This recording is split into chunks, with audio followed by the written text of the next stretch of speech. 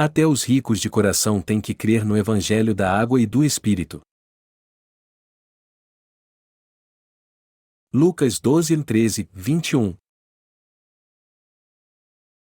E disse-lhe um da multidão: Mestre, dize a meu irmão que reparta comigo a herança.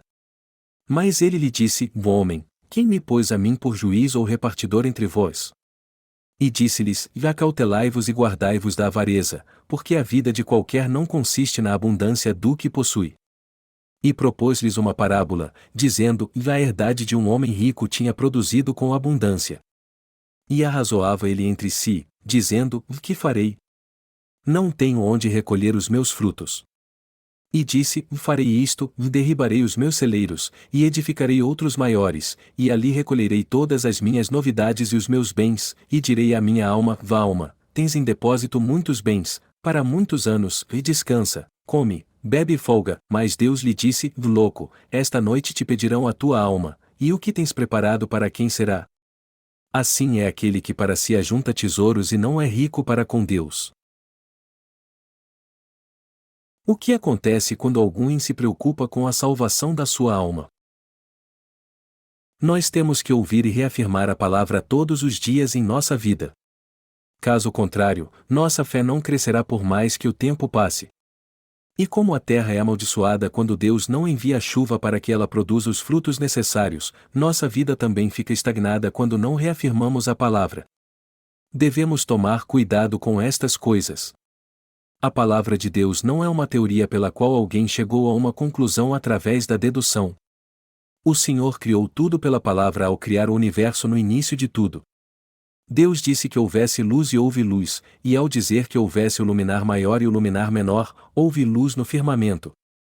Melhor dizendo, pela sua palavra foi criado o sol, a lua, as estrelas, todas as galáxias e os mundos no universo. Deus disse: Produz a terra erva verde, erva que dê semente, árvore frutífera que dê fruto segundo a sua espécie, cuja semente esteja nela sobre a terra, e foi assim que as macieiras e as bananeiras surgiram. Deus liberou uma palavra de autoridade na terra que estava em caos. Quando Deus falou, houve todo tipo de criaturas vivas na terra, animais e vegetais, e tudo era bom aos seus olhos. Deus fala com todos nós que nascemos de novo. Ele nos fortalece quando estamos fracos, mas não podemos continuar sendo fracos e imaturos para sempre. Deus nos disse que temos que ouvir sua palavra para que nossa fé cresça e, deste modo, possamos viver por ela tendo entendimento claro da palavra da verdade. O Senhor disse que se alguém não viver assim, mas, ao contrário, continuar vivendo na carne, sua alma não poderá ir para o céu e sua vida será muito infrutífera nessa terra. O apóstolo Tiago disse que nossa fé tem que crescer com o passar dos anos, que devemos ser praticantes da palavra do Senhor e não apenas confessá-la com nossos lábios. Isso quer dizer que aquele que realmente crê na palavra tem que demonstrar sua fé através das obras. A Bíblia diz que o justo viverá da fé. Nós recebemos a remissão de pecados e nos tornamos justos pela palavra de Deus.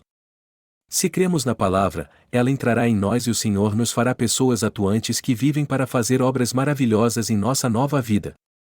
Eu quero que você veja agora se há de fato essa fé dentro de você. Veja se o Espírito Santo habita em você e se você tem fé. Eu recebi a remissão de pecados crendo no Evangelho da água e do Espírito. E desde então eu sirvo a este Evangelho pela graça de Deus. Ao longo destes anos eu vi obras fabulosas e muitas almas voltando para o Evangelho da água e do Espírito. Mas eu sei que ainda tenho muitas falhas diante de Deus. Às vezes eu me sinto tão decepcionado e irritado que não consigo expressar minha fé e saio batendo o pé com uma criança mimada, embora eu conheça bem a palavra de Deus e a fé esteja enraizada em meu coração. Eu quero semear minha fé neste mundo com toda a ousadia na presença do Senhor. Eu quero Deus olhe para o meu coração e me abençoe. Eu quero continuar muito mais firme na presença de Deus do que antes.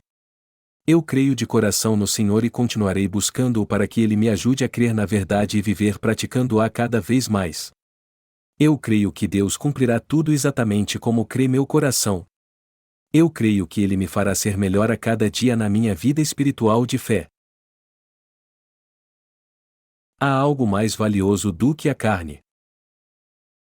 Eu descobri que a alma do ser humano é o que ele tem de mais valioso. Quando a pessoa envelhece, fica difícil até fazer a digestão.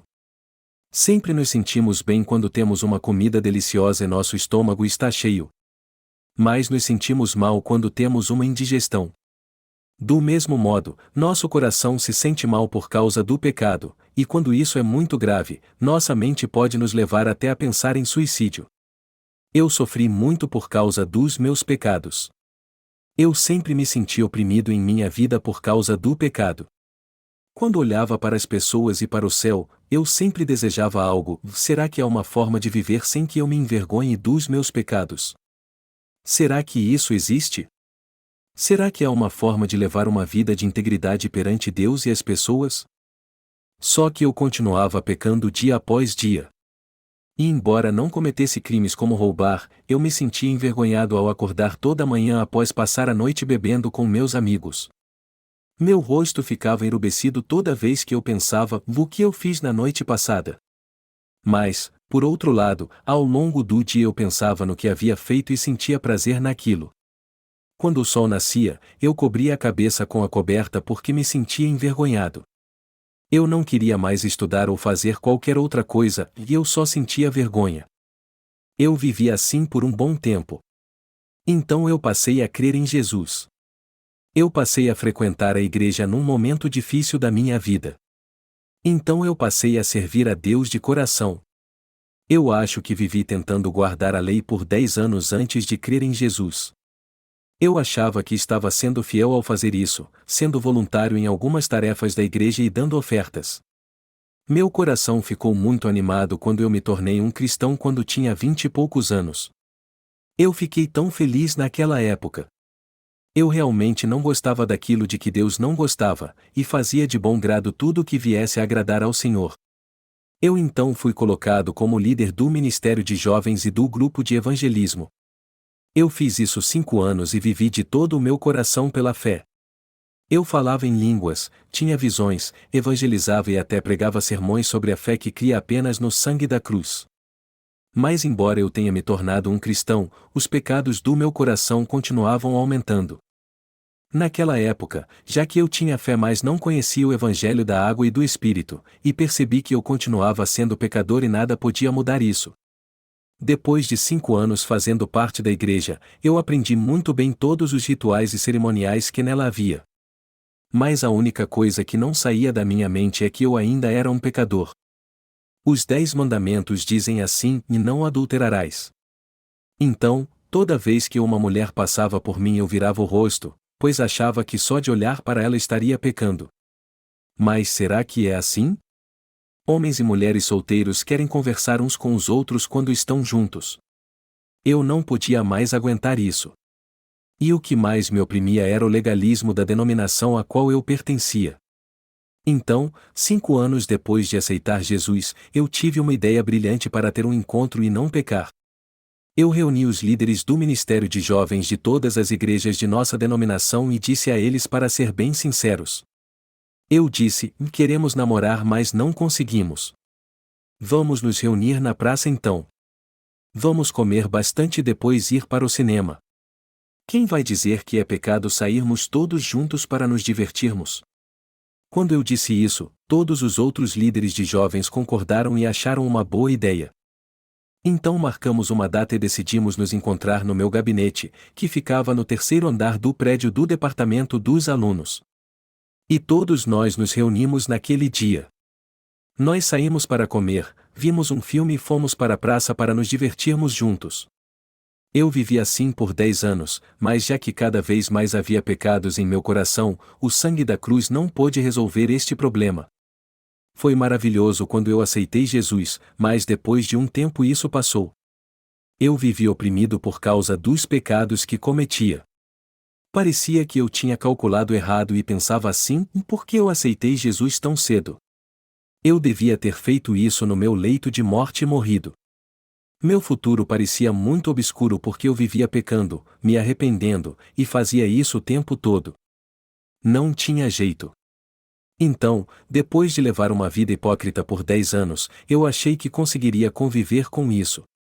Passados 10 anos que eu havia aceitado Jesus, eu pude entender perfeitamente pela palavra de Deus quantos pecados foram apagados pelo Evangelho da água e do Espírito. E eu confirmei isso na palavra ao pensar assim: Jesus Cristo levou todos os meus pecados no Rio Jordão quando foi batizado. Por que eu tentava receber a remissão de pecados me arrependendo sempre se isso estava errado? Quem foi que me ensinou errado assim? Como fui tolo de crer quando os pastores, presbíteros, evangelistas e diáconos mandavam que nos arrependêssemos quando pecávamos, embora eles mesmos não conhecessem a verdade. Mas já que o Senhor disse, e na verdade te digo que aquele que não nascer da água e do Espírito não pode entrar no reino de Deus, ou João 3:05, eu nasci de novo pela palavra da água e do Espírito. Eu me senti tão calmo e em paz no meu coração depois que nasci de novo. E também passei a crer em Deus do fundo do meu coração. Hoje eu creio na palavra quando a leio. Eu creio em Deus. Sua palavra é digna de toda a minha aceitação. Eu hoje entendo o que a palavra quer dizer. E também posso discernir se alguém recebeu a remissão de pecados ou não. Eu posso ver pela palavra e pelo Espírito Santo que habita em mim se alguém recebeu ou não a remissão de pecados. E eu posso ver isso pelos frutos que alguém produz. Não há pecado no coração de quem recebeu a remissão de pecados. Eu não posso falar de outras coisas, mas eu tenho certeza que, em relação a isso, não há pecado em seu coração. Você tem pecado no coração? Não, não tem. Todos nós dormimos bem quando recebemos a remissão de pecados. As pessoas inteligentes por vezes parecem ignorantes, não atentam para a realidade e cometem sempre o mesmo erro achando que não tem mais pecado. Mas elas precisam ser como as crianças. Nascer de novo significa se tornar uma nova criatura. Eu sou grato por ter nascido de novo na presença de Deus. Vamos ver o texto bíblico deste capítulo. Ele diz assim: E disse-lhe um da multidão: Mestre, dize a meu irmão que reparta comigo a herança. Mas ele lhe disse: Homem, quem me pôs a mim por juiz ou repartidor entre vós? E disse-lhes: Acautelai-vos e guardai-vos da avareza, porque a vida de qualquer não consiste na abundância do que possui. Um homem foi até Jesus e disse a ele que pedisse a seu irmão para dividir com ele sua herança. Ele pediu a Jesus que intercedesse junto a seu irmão para ele dividisse com ela a herança que seu pai havia lhes deixado. Mas Jesus disse a ele para se guardar da avareza, pois ninguém precisa de riqueza material em sua vida para ser feliz. As pessoas acham que serão felizes se forem ricas. As pessoas acham que podem ser felizes neste mundo e no mundo vindouro se tiverem muitos bens materiais. Mas isso é um grande erro. Ninguém pode receber a vida eterna ou ser feliz só porque tem muitas riquezas. Ninguém vai para o céu só porque tem muito dinheiro. Se alguém morrer em pecado, sua riqueza vai para o inferno com ele. Você conhece a parábola do homem rico e do mendigo chamado Lázaro. Lázaro foi para o céu, enquanto que o homem rico foi para o inferno. Os bens materiais não podem garantir a entrada de ninguém no céu, ou não é por meio de bens materiais que herdamos a vida eterna, ou ninguém entra no reino dos céus por meio de bens materiais. Um dia um jovem rico veio até Jesus e disse: Bom mestre, que hei de fazer para herdar a vida eterna? E depois de conversar um pouco com ele, Jesus disse: Ainda te falta uma coisa, vende tudo quanto tens, reparte-o pelos pobres e terás um tesouro no céu, ou depois, vem e segue-me. Ele então foi embora triste, pois tinha muitos bens. Assim como o jovem rico achava mais importante os bens materiais, muitos neste mundo hoje em dia acham que podem ser felizes se forem ricos. Eles acham que poderão entrar no reino dos céus só porque vão à igreja e dão muitas ofertas para ajudar a construí-la. Podemos ver que muita gente pensa assim. Talvez você também tenha o mesmo desejo no coração. Digo, essa ganância pode ter criado raízes em seu coração e te levado a pensar assim: eu creio em Jesus para ser abençoado, mas assim que eu ficar rico não vou mais precisar dele. Mas nosso Senhor diz: acautelai-vos e guardai-vos da avareza, porque a vida de qualquer não consiste na abundância do que possui. Vamos ler agora a palavra no livro de Gênesis capítulo 2 versículo 7. Está escrito: "E formou o Senhor Deus o homem do pó da terra e soprou em seus narizes o fôlego da vida, e o homem foi feito alma vivente." Como o ser humano foi criado? Está escrito que Deus soprou nas narinas do homem o fôlego de vida e ele se tornou alma vivente, um ser vivo. Os olhos do homem piscaram e seus braços e pernas se moveram depois que o Espírito entrou nele. Nossa vida não está em nenhum tipo de riqueza. Nosso Senhor nos diz que nossa vida está nas mãos de Deus e nada que diz respeito a ela tem a ver com as coisas materiais. Onde está nossa vida? Ela está em Deus. Tanto nossa vida material como espiritual está nas mãos de Deus, assim como o nosso pensar, sentir, o nosso coração, a nossa alma e tudo o que há em nós. Receber a remissão de pecados, se tornar um justo perante Deus, nosso corpo físico e tudo o que acontece conosco depois que recebemos o Espírito Santo estão em Deus. Nós temos que receber o Espírito Santo se quisermos que nossa alma volte a viver. Nosso coração fica oprimido quando temos pecado e nos sentimos como mortos. Por outro lado, ele fica mais sensível quando não há pecado em nosso coração. Olhamos para as coisas lindas deste mundo e vemos como elas de fato são belas, assim como vemos a imundície nas coisas que são imundas. Só que não podemos expressar bem nossas emoções quando há pecado em nosso coração. Por quê? Porque um coração cheio de pecado não pode ver a beleza em tudo que é belo. O corpo físico e a vida que nele há são dados por Deus. E só temos vida agora porque Deus assim permite. Esta é uma verdade simples, mas as pessoas não a conhecem. A vida de ninguém está na riqueza, mas em Deus. O homem se tornou um ser que jamais morre porque Deus soprou a vida em suas narinas. O homem é um ser que viverá para sempre, seja no céu ou no inferno, graças a Deus. Nós só nascemos e morremos neste mundo uma vez, depois disso vem o juízo. O homem não é apenas um pedaço de carne que é morto depois de um tempo, como alguns animais. Ele morre e depois volta à vida com um novo corpo físico. E é Deus quem o faz viver novamente. A Bíblia diz que Deus nos trará de volta num corpo físico e espiritual. Ela diz que ele ressuscitará os justos e os pecadores. E então os julgará. Deus nos criou para vivermos eternamente, ele ressuscitará nosso corpo físico e enviará quem tem pecado para o fogo do inferno que nunca apaga, assim como enviará para a vida eterna no reino dos céus quem não tem pecado. Isso acontecerá com todo ser humano. O que é a vida do homem?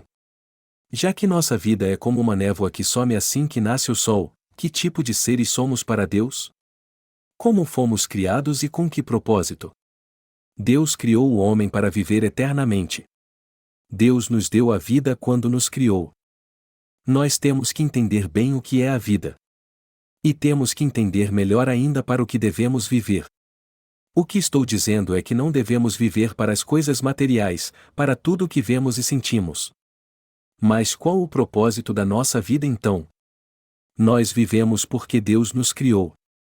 Vivemos porque Deus habita no profundo da nossa alma, porque Ele nos dá o pão de cada dia, e porque Ele fala conosco. Podemos acordar todos os dias e vir ao culto pela manhã como hoje porque o Senhor nos mantém vivos. Se Ele tirar o fôlego das nossas narinas enquanto estivermos dormindo, morreremos na mesma hora e nossa existência acabará. Nossa vida está em Deus. E, além disso, depende dele recebermos a remissão de pecados ou não. No texto bíblico deste capítulo, vemos um homem que queria desfrutar da sua riqueza nessa terra e pediu a Jesus que intercedesse junto ao seu irmão para que ele dividisse a herança com ele. Mas nosso Senhor aproveitou esta chance para ensinar uma verdade maravilhosa. Mas ele falou sobre isso por meio de uma parábola. Vamos ler o Evangelho de Lucas capítulo 12 dos versículos 16 ao 21. E propôs-lhes uma parábola, dizendo: a herdade de um homem rico tinha produzido com abundância. E arrazoava ele entre si, dizendo: que farei? Não tenho onde recolher os meus frutos. E disse: farei isto, derribarei os meus celeiros, e edificarei outros maiores, e ali recolherei todas as minhas novidades e os meus bens, e direi à minha alma: vá alma, tens em depósito muitos bens, para muitos anos, e descansa, come, bebe e folga. Mas Deus lhe disse: louco, esta noite te pedirão a tua alma, e o que tens preparado para quem será? Assim é aquele que para si ajunta tesouros e não é rico para com Deus. Nosso Senhor disse: assim é aquele que para si ajunta tesouros e não é rico para com Deus. Temos que atentar para a parte da palavra que fala daquele que é rico para com Deus. Quem é rico realmente para com Deus? Aquele que recebe a sua graça. Ricos são aqueles que receberam a graça de Deus e suas abundantes bênçãos, aqueles que em seu coração têm a fé que os leva a crer em Deus. E o mais rico de todos é aquele que tem a palavra de Deus em seu coração, ele é mais rico do que aquele que tem mais bens materiais nessa terra. Quem é rico espiritualmente? Aquele cuja fé o leva a entender o que Jesus Cristo fez e crer nisso. Você sabe o que Jesus Cristo fez por você e crê nisso? Você tem essa fé em seu coração? Você conhece todas as obras que Deus fez por nós, a obra que Jesus Cristo fez para salvar nossa alma e como Ele apagou nossos pecados? Aqueles que sabem disso são os mais ricos de coração. Ricos não são aqueles que possuem riquezas materiais. Aquele que crê e entende muito bem como o grande Deus Criador do universo e de tudo que nele apagou nossos pecados, como Ele fez de nós seus filhos e nos tornou seu povo é alguém rico. Você tem mesmo fé em seu coração? Você tem comunhão com Deus? Você tem no coração a fé que crê em Deus? Aquele que entende e crê no que Deus fez por ele é alguém rico. Jesus Cristo contou uma parábola ao povo da herdade de um homem rico tinha produzido com abundância. E arrazoava ele entre si, dizendo: que farei? Não tenho onde recolher os meus frutos. E disse: farei isto, derribarei os meus celeiros, e edificarei outros maiores, e ali recolherei todas as minhas novidades e os meus bens, e direi à minha alma: vá alma, tens em depósito muitos bens, para muitos anos, e descansa, come, bebe e folga. Mas Deus lhe disse: louco, esta noite te pedirão a tua alma, e o que tens preparado para quem será? O Senhor disse que ninguém pode ser rico, por mais que consiga ter tudo neste mundo. Aquele que não é rico para com Deus na verdade é pobre, pois rico é aquele que é realmente rico para com Deus. Essa é a verdade.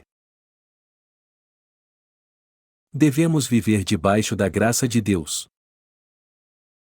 Vamos ler agora o Evangelho de Lucas capítulo 10 dos versículos 25 ao 34 e ver quem é realmente rico.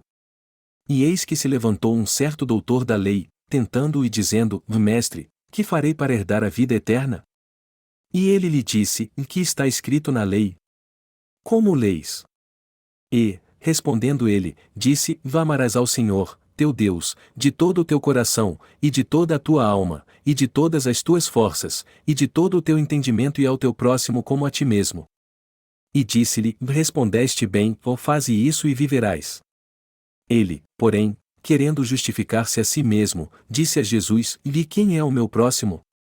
E, respondendo Jesus, disse: descia um homem de Jerusalém para Jericó, e caiu nas mãos dos salteadores, os quais o despojaram e, espancando-o, se retiraram, deixando-o meio morto. E, ocasionalmente, descia pelo mesmo caminho certo sacerdote, e, vendo-o, passou de largo. E, de igual modo, também um levita, chegando àquele lugar e vendo-o, passou de largo. Mas um samaritano que ia de viagem chegou ao pé dele e, vendo-o, moveu-se de íntima compaixão. E, aproximando-se, atou-lhe as feridas, aplicando-lhes azeite e vinho, e, pondo-o sobre a sua cavalgadura, levou-o para uma estalagem e cuidou dele. Quem é rico para com Deus? Quem receberá a vida? Quem Deus considera rico? O Evangelho de Lucas fala sobre isso. E eis que se levantou um certo doutor da lei, tentando-o e dizendo: Mestre, que farei para herdar a vida eterna? E ele lhe disse: que está escrito na lei? Como leis? E, respondendo ele, disse: amarás ao Senhor, teu Deus, de todo o teu coração, e de toda a tua alma, e de todas as tuas forças, e de todo o teu entendimento e ao teu próximo como a ti mesmo. E disse-lhe: respondeste bem, faze isso e viverás. O doutor da lei pensou que sabia mais que Jesus. E para se exaltar diante dele, perguntou: o que devo fazer para herdar a vida eterna? Jesus respondeu: você pode fazer o mesmo que eu faço? E o doutor da lei respondeu: eu jejuo 2 vezes por semana, procuro levar uma vida santa, passo longe dos leprosos e digo o impuro quando vejo M nas ruas, na verdade questionando se Jesus podia fazer o mesmo. Mas Jesus disse a ele: que está escrito na lei? Como leis? E, respondendo ele, disse: amarás ao Senhor, teu Deus, de todo o teu coração, e de toda a tua alma, e de todas as tuas forças, e de todo o teu entendimento e ao teu próximo como a ti mesmo. E disse-lhe: respondeste bem, faze isso e viverás. Nós seres humanos em tudo somos imperfeitos, mas há pelo menos uma ou duas coisas boas em cada um de nós. Como diz um ditado coreano, até uma larva é capaz de se mover. Todo mundo tem uma ou duas habilidades que outro não tem. Às vezes alguns se gabam das suas habilidades e dizem: dê um passo à frente aquele que consegue fazer isso como eu. No entanto, quando vemos aqueles que creem em Jesus, alguns podem até não viver segundo a vontade de Deus, mas isso não significa que tudo neles é ruim. Eles têm coisas ruins, é claro, mas também têm muitas coisas boas. Eu nunca faltei a um culto matinal até hoje. Aliás, eu só perdi um culto para ir ao funeral do meu pai. Fora isso, eu jamais perdi um culto. É provável que outros também se gabem de nunca ter perdido um culto no domingo ou cometido um certo pecado. O que eu estou dizendo é que todos sempre encontrarão algo com que se gabar na presença de Deus. Você deve estar se perguntando: o que eu preciso fazer para herdar a vida eterna então? Será que isso vai acontecer se eu for mais fiel em minha vida? Será que isso vai acontecer se eu crer em Jesus e me esforçar mais? Já que a palavra de Deus diz que amarás ao Senhor teu Deus e o teu semelhante como a ti mesmo, isso pode acontecer se eu me esforçar um pouco mais para conseguir isso, não é verdade? Acho que assim eu vou conseguir ir para o céu, não vou. Não há diferença alguma entre nós que vivemos hoje e o doutor da lei que desafiou Jesus. Somos como aquele doutor da lei quando agimos assim. Cada um de nós em si mesmo é um doutor da lei. Minha esposa continuou indo aos cultos pela manhã mesmo depois do nosso casamento. E eu não podia reclamar, pois ela ia para o culto de manhã. A Bíblia diz que devemos orar sem cessar e eu não podia ir contra isso. Quando eu acordava, ela já não estava mais em casa. Eu então acordei às 5 da manhã e fui para a oração. Mas ao chegar à igreja, ela já estava lá. Eu pensei que depois de 1 ou 2 dias ela ia parar de fazer isso, mas ela continuou indo toda manhã. E sempre que eu chegava à igreja de manhã, ela estava lá. Até que eu acabei desistindo e pensei: eu acho que minha esposa chega à igreja às 2 da manhã. Tudo isso pode levar alguém a se achar muito justo. Ela não deve ter pensando assim, mas eu pensaria: tente fazer o mesmo que eu. Eu fazia seminário naquela época e certamente pensaria assim. Todos de certa forma são como aquele doutor da lei. Eu também sou assim. Meu coração se enche de orgulho quando eu vou ao culto às 4 da manhã. E quando eu faço isso e vejo as pessoas chegando às 5 horas, eu penso assim: e isso é o melhor que vocês podem fazer. E já que eu penso assim, talvez minha esposa pense também. O doutor da lei perguntou a Jesus: o que eu devo fazer para herdar a vida eterna? Quem crê em Jesus faz de tudo para conseguir uma entrada para o reino dos céus. Mas o que Jesus nos disse, dele disse, que está escrito na lei? Como leis? O mais importante é se entendemos a lei e a obedecemos. Uma moça veio ao culto de avivamento que eu fiz semana passada. Eu então perguntei a ela: quanto tempo você crê em Jesus? E ela respondeu que fazia 10 anos. Eu então perguntei a ela por que Deus nos deu a lei, e ela sem pensar 2 vezes me disse que foi para que a guardássemos. Deus nos deu a lei para guardarmos? Se pudéssemos guardar a lei que Deus nos deu, ela jamais seria sua lei. Vamos supor que dessemos uma lei para um cão velho e ele a guardasse por completo. Mas isso não seria a lei com certeza. Os versículos 19 e 20 do capítulo 3 de Romanos dizem assim: ora, nós sabemos que tudo o que a lei diz aos que estão debaixo da lei o diz, para que toda a boca esteja fechada e todo o mundo seja condenável diante de Deus. Por isso, nenhuma carne será justificada diante dele pelas obras da lei, porque pela lei vem o conhecimento do pecado. Nós somos pecadores. E somos pecadores porque não conseguimos viver segundo a lei. Deus está dizendo que nos deu a lei para que entendêssemos isso. Ele nos deu o sistema sacrificial do tabernáculo depois de dar a lei a Moisés. Mas já que Deus sabia que não conseguiríamos viver segundo a lei, Ele nos deu o sistema sacrificial para que pudéssemos receber de uma vez a remissão de pecados. É muito importante como entendemos a lei. As pessoas geralmente acham que entendem bem a lei e a guardam corretamente. Mas só que não fazem isso, pois não há ninguém que possa guardar a lei corretamente. Só uma pessoa pode fazer isso, Jesus Cristo. Ele disse: E não cuideis que vim destruir a lei ou os profetas, não vim a abrogar, mas cumprir. Segundo a lei, somos todos pecadores. Todos nós cometemos muitos pecados e temos muitas iniquidades. E faremos tudo isso até o dia da nossa morte. Mas o Senhor nos revela tudo sobre o pecado e o juízo em sua lei. O Senhor levou sobre si todos os nossos pecados de uma vez ao ser batizado e tirou todos os pecados do mundo na cruz ao ser condenado pela humanidade. Nós cremos nesta verdade e recebemos a remissão de pecados por causa dela. Isso quer dizer que só Jesus pode guardar a lei e aperfeiçoá-la. A lei diz que devemos amar a Deus e ao próximo como a nós mesmos. Mas será que conseguimos amar a Deus e ao próximo ao longo de toda a nossa vida? Deus nos deu a lei e disse: Amarás, pois, o Senhor, teu Deus, de todo o teu coração, e de toda a tua alma, e de todo o teu poder. Isso é o certo a fazer. Nada mais justo do que o Criador dizer à criação para amá-lo e ter comunhão só com Ele. Mas nós podemos guardar a lei? Nós cremos na justiça de Jesus. Temos que fazer a obra de Deus. Mas devemos trabalhar para ganhar muito dinheiro também, só que não no domingo.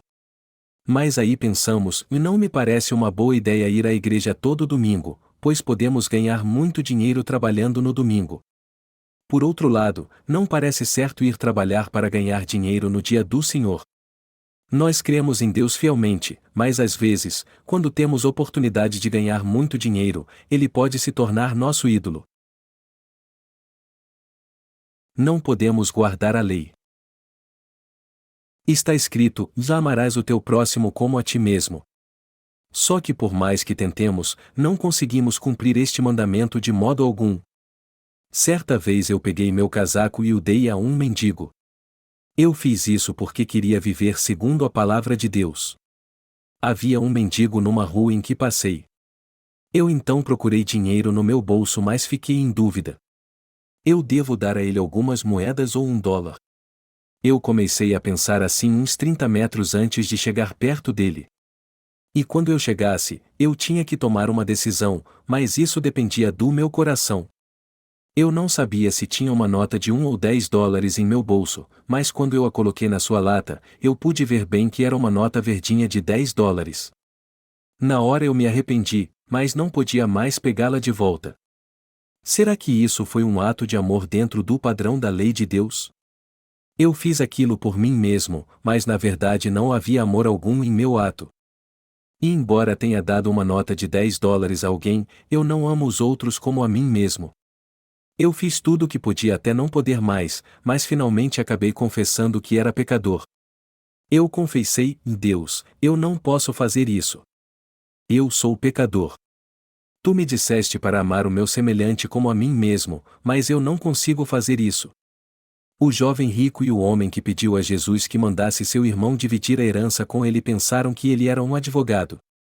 Mas como Jesus mesmo disse: Quem me pôs a mim por juiz ou repartidor entre vós? Este homem queria ser aprovado por Jesus pela sua própria justiça. Descia um homem de Jerusalém para Jericó, e caiu nas mãos dos salteadores, os quais o despojaram e, espancando-o, se retiraram, deixando-o meio morto. E, ocasionalmente, descia pelo mesmo caminho certo sacerdote, e, vendo-o, passou de largo. E, de igual modo, também um levita, chegando àquele lugar e vendo-o, passou de largo.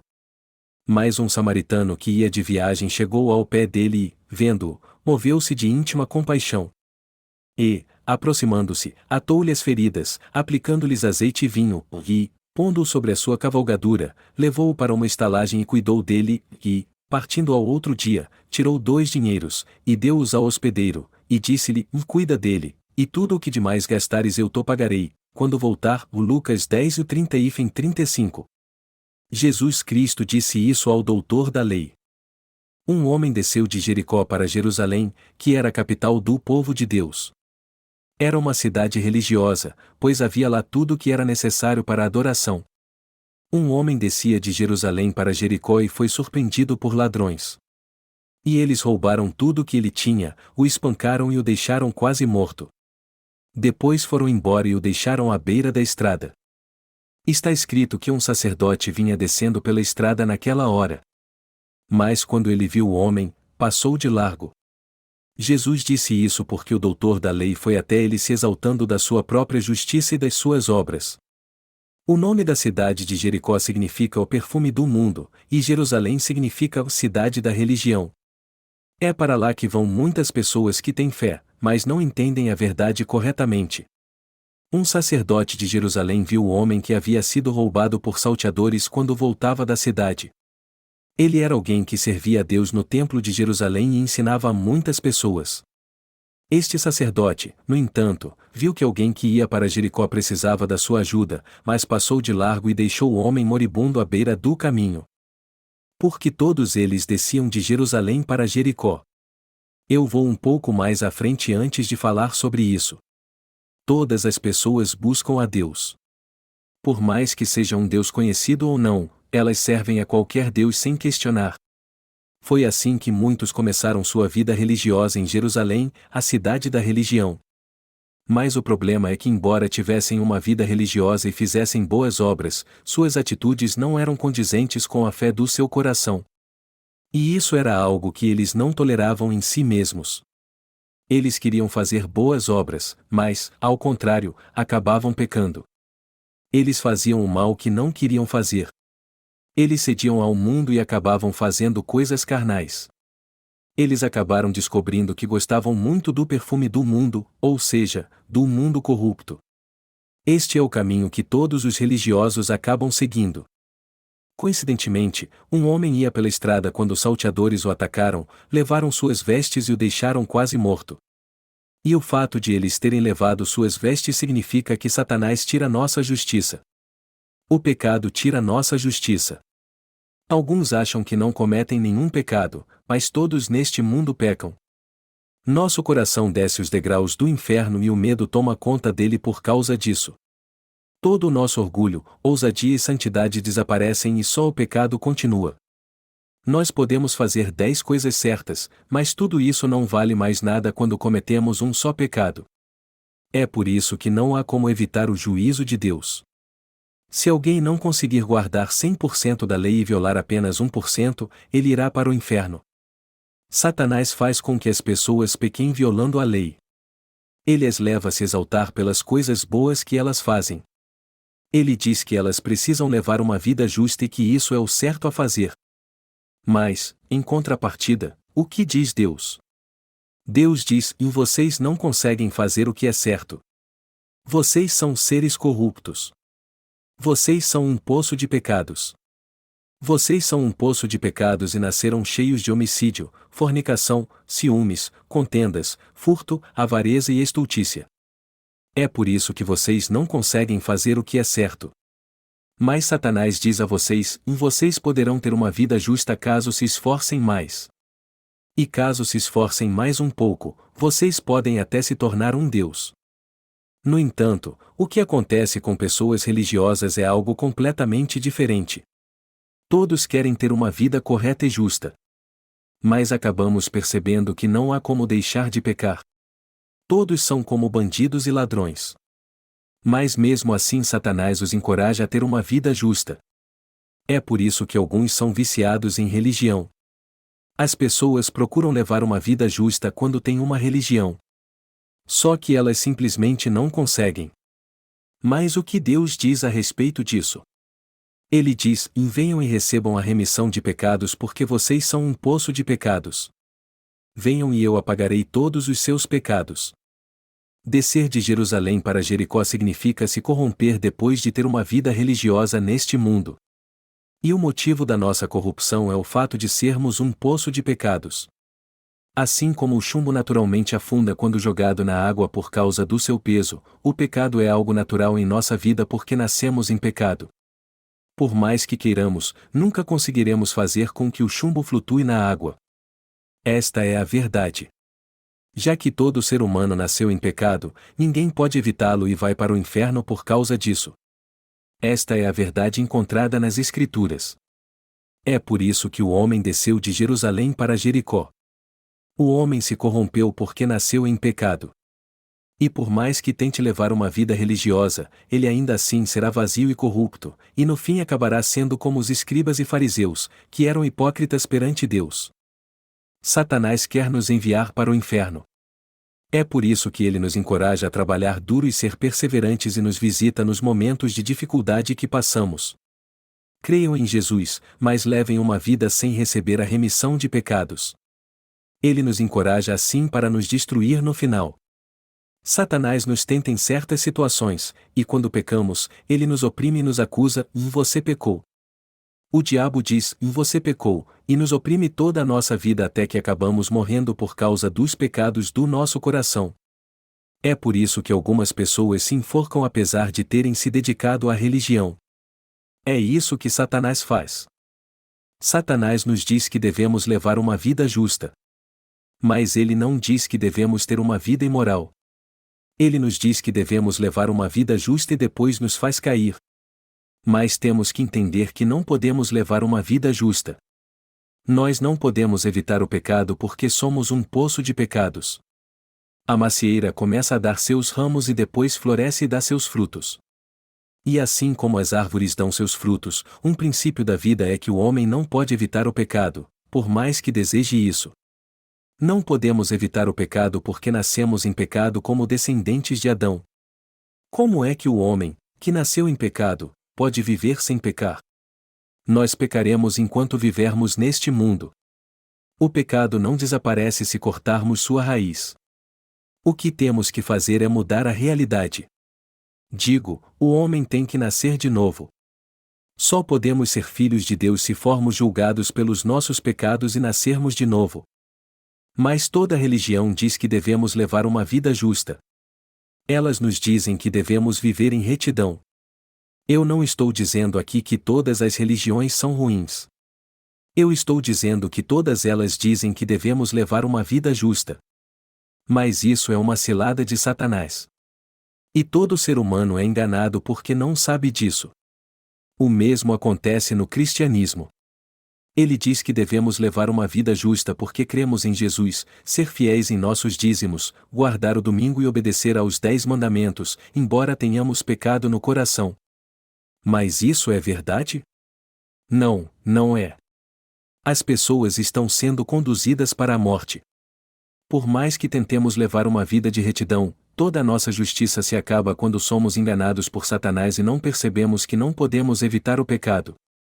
Nós criamos em Jesus mesmo não conhecendo o Evangelho da água e do Espírito. Éramos justos que receberam a remissão de pecados, mas na verdade éramos pecadores porque não criamos em Jesus corretamente. Se tivéssemos crido em Jesus de modo correto, aí sim seríamos justos. Só que não sabíamos disso. O que o sacerdote viu e passou de largo enquanto descia de Jerusalém para Jericó? Ele viu um homem que havia sido roubado por salteadores e passou de largo.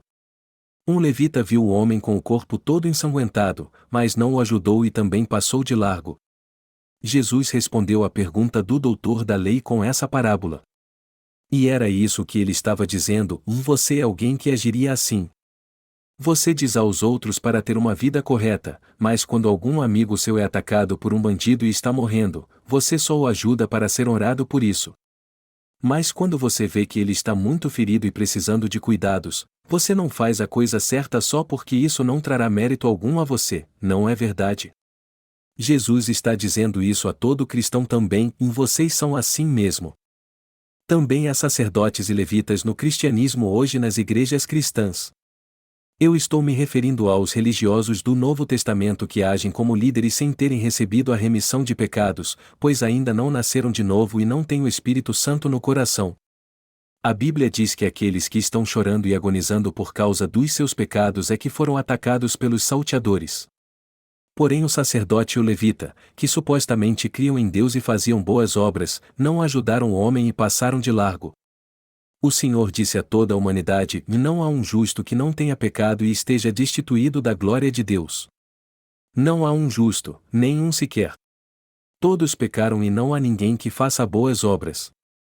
Mas a Bíblia diz que um samaritano que ia de viagem chegou ao pé dele e, vendo-o, moveu-se de íntima compaixão.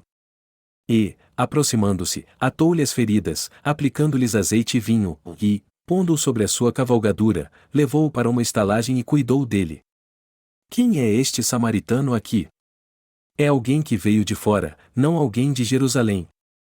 Ele estava viajando em seu animal quando viu o homem que foi atacado pelos salteadores. Ele então foi até ele, pôs óleo e vinho sobre seus ferimentos, atou suas feridas e o salvou. E ele também o levou a uma hospedaria e cuidou dele. Temos que salvar os pecadores de todos os seus pecados. Quem traz paz ao nosso coração e nos dá a vida eterna? É Jesus quem nos abençoa assim. Ele veio a este mundo e nos salvou. Vinho significa alegria e o sangue de Jesus Cristo. Todo mundo deveria ser julgado por Deus e ir para o inferno. Todos deveriam ser amaldiçoados a sofrer e ser condenado pelos pecados que cometeu. Mas Jesus Cristo veio a este mundo, recebeu todos os pecados do homem sobre si, foi condenado por nós e morreu pelos nossos pecados. Mas aquele que foi atacado pelos salteadores ressuscitou. O óleo se refere ao Espírito Santo. Você já leu sobre o sacrifício oferecido por Abel e Caim? Abel ofereceu dos primogênitos das suas ovelhas e da sua gordura, Gênesis 4 horas e 4 minutos. E essa gordura ou óleo é muito importante. Jesus Cristo veio nos salvar, e o nome O Cristo significa aquele que foi ungido com óleo. Ele veio e teve 3 funções: um profeta, rei e sacerdote, e cumpriu todas as profecias feitas pelos profetas do Antigo Testamento. E como o sumo sacerdote do Antigo Testamento transferia todos os pecados dos israelitas de uma vez, Jesus Cristo veio ao mundo para pagar todos os pecados do homem. Como rei, ele veio como ungido para salvar seu povo dos seus pecados. Jesus Cristo é o próprio samaritano do texto bíblico deste capítulo. Ele veio justamente para pessoas que foram roubadas por salteadores. Ele veio ao mundo para fazer a obra de salvar a humanidade. E ele foi batizado aos 30 anos. O Evangelho de Mateus 13:15 diz: Então, veio Jesus da Galiléia ter com João junto do Jordão, para ser batizado por ele. Mas João opunha-se-lhe, dizendo: Eu careço de ser batizado por ti, e vens tu a mim? Jesus, porém, respondendo, disse-lhe: Deixa por agora, porque assim nos convém cumprir toda a justiça. Então, ele o permitiu. Qual foi a primeira coisa que Jesus fez antes de iniciar seu ministério público? Ele foi batizado. Você conhece o batismo que Jesus recebeu de João Batista, não sabe? Você sabe por que Jesus foi batizado? Jesus Cristo disse ao ser batizado: Deixa por agora, porque assim nos convém cumprir toda a justiça. Ele disse a João Batista para batizá-lo porque convinha ele tirar todos os nossos pecados ao ser batizado. O verbo batizar, ou baptizo no grego, significa o imergir na água, submergir na água, enterrar ou transferir pecado. Isso significa ser purificado, já que o pecado foi transferido através do batismo que foi realizado pela imposição de mãos. Significa também que os pecados do nosso coração foram purificados e apagados porque foram transferidos para Jesus Cristo. Aquele homem que foi atacado por salteadores nunca mais sofreria por causa do pecado, pois todos eles foram transferidos para Jesus Cristo de uma vez por todas. Deste modo, Jesus Cristo recebeu a condenação para expiar todos os nossos pecados com seu sangue. Ele foi batizado assim para cumprir toda a justiça. Jesus explica em Mateus 3 horas e 15 minutos o motivo pelo qual ele foi batizado, e está escrito que convinha ele ser batizado para cumprir toda a justiça. Jesus foi batizado no Rio Jordão, o rio da morte, para fazer essa obra. O batismo que recebemos e o batismo de Jesus são muito diferentes. Jesus Cristo foi batizado para levar todos os nossos pecados sobre ele, mas nós somos batizados como um sinal da nossa fé que nossos pecados foram passados para ele quando ele foi batizado. Jesus foi batizado no lugar do homem para remir todos os seus pecados. Nós temos que entender o sentido espiritual do batismo. Temos que entender por que Jesus foi batizado por João Batista. Jesus foi batizado porque era humilde ou porque não tinha mais nada para fazer naquela época. Jesus veio a este mundo não como um mestre em moral e ética. Ele veio a este mundo para salvar seu povo dos seus pecados. Ele veio a este mundo para perdoar nossos pecados. Mas muitos hoje em dia não entendem essa verdade. Eles deveriam entender bem isso para crer, mas continuam sendo pecadores e serão até morrer com idade avançada porque não creem nessa verdade. Aí então eles irão para o inferno. O propósito de Jesus Cristo receber o batismo foi cumprir toda a justiça de Deus. Nós vamos para o inferno por causa dos nossos pecados. Por que salteadores roubam o ser humano? Por que somos atacados por Satanás? Por que somos infelizes se há muita fartura na terra? Por que somos infelizes neste mundo se ele é lindo e temos toda a liberdade aqui? Por causa dos nossos pecados. Nós vamos para o inferno por causa do pecado, temos enfermidades por causa do pecado, e somos condenados por Satanás por causa do pecado. Mas convinha a Jesus apagar todos os nossos pecados. Jesus Cristo veio a este mundo para apagar todos os pecados do homem. O que de fato salva o homem que foi atacado pelos salteadores? Os salteadores nos encontraram, como recebemos a salvação então e qual a prova desta salvação? Nós não somos condenados e nos tornamos justos porque Jesus Cristo levou sobre si todos os pecados do homem e foi condenado por nós ao ser pregado na cruz. Esta é a prova da salvação. Nós nos tornamos filhos de Deus sem pecado através da obra que Jesus realizou. Nós nos tornamos filhos de Deus sem pecado diante dele. Então, temos que crer em Jesus entendendo bem quem ele é. Não basta apenas ir à igreja com a Bíblia debaixo do braço e não conhecer Jesus Cristo. Jesus levou sobre si todos os nossos pecados e também foi condenado na cruz por nós. Mas 3 dias depois de morrer na cruz, ele ressuscitou dos mortos e agora está assentado à destra do trono de Deus. Jesus disse: jamais me lembrarei de seus pecados e de suas iniquidades, ou Hebreus 10h17. E o livro de Romanos capítulo 3 versículo 25 diz: ao qual Deus propôs para a propiciação pela fé no seu sangue, para demonstrar a sua justiça pela remissão dos pecados dantes cometidos. E isso significa que aqueles que eram inimigos de Jesus tiveram paz com Deus porque ele transferiu todos os seus pecados para ele fê-lo ser condenado e morrer na cruz em nosso lugar. Jesus recebeu todos os nossos pecados e morreu na cruz porque foi condenado por nós. Mas ele ressuscitou ao 3º dia e agora está assentado à destra do trono de Deus. Há um começo e um fim para este universo, e nós cremos em Deus neste mundo, cremos de modo correto em Jesus Cristo, embora não saibamos quanto tempo nos resta até o fim.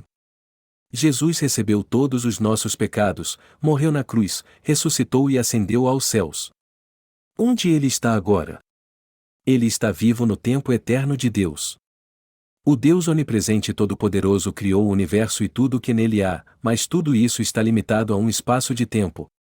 Mas Deus está vivo no tempo infinito. Deus está presente eternamente. Deus habita no tempo eterno à parte deste mundo porque tirou todos os pecados que havia nele. Isso quer dizer então que ele já remiu todos os pecados do passado, do presente e do futuro. Transferir algo também significa estar no controle de algo. Nós temos que entender o significado correto da palavra antes de seguirmos em frente. Jesus fez a obra da justiça. Ele tirou todos os nossos pecados e não deixou um sequer. E os que creem nessa obra que ele realizou se tornam justos e pessoas que não têm mais pecado. Jesus apagou todos os nossos pecados. E aquele que crê nessa verdade é um justo e irá para o céu por causa dessa justiça. Mas aquele que não crê é pecador e irá para o inferno por causa do pecado. É assim que funciona.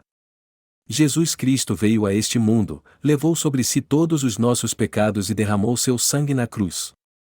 Isso quer dizer que ele derramou óleo e vinho sobre nossas feridas causadas pelo pecado, as atou, nos colocou sobre um animal, nos levou para a hospedaria e cuidou de nós. Ele nos deu vida. Como recebemos uma nova vida? Nós recebemos a vida eterna conhecendo as obras que Jesus Cristo realizou e crendo nelas. Aqueles que creem nisso é que são ricos. A verdadeira riqueza do nosso coração é saber o que Jesus Cristo realizou e crer nisso. Quem é que torna nosso coração realmente rico?